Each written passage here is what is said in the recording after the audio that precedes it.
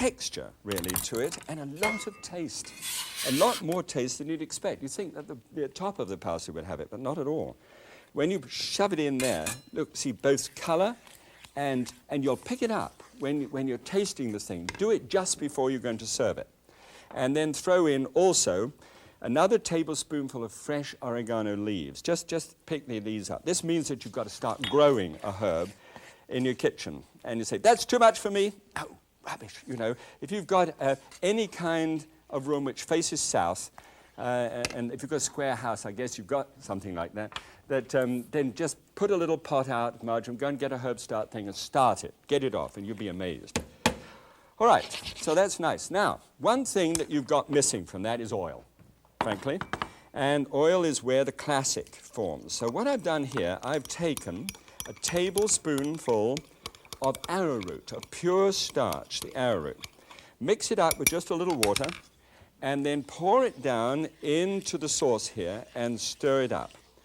Now what happens here is, and it doesn't take much to get it stirred up and cleared away, is that it actually glosses it.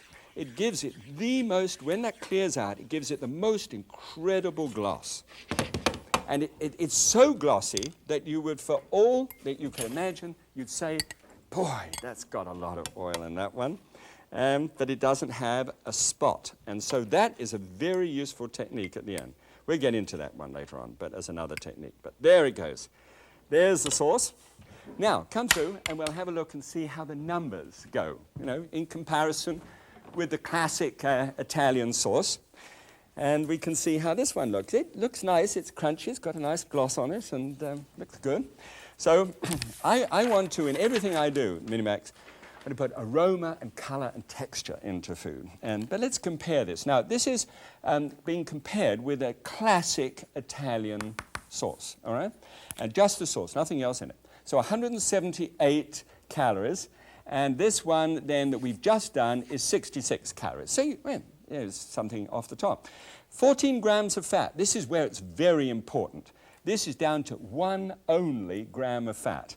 And the amount of saturated fat that normally goes into it was 2, and this one is a big fat 0. So therefore, the sauce, which is 70% of its calories coming from fat in this case, I've got that to 16% of calories coming to fat, which is really good news. There's 0 cholesterol in both of them because they use monounsaturated oil. And the sodium is 851, and that's down to only 33 because of the low sodium products, if you can find them. And then the dietary fiber is 3. And we get on to more about fiber later on. Okay, let's have a look.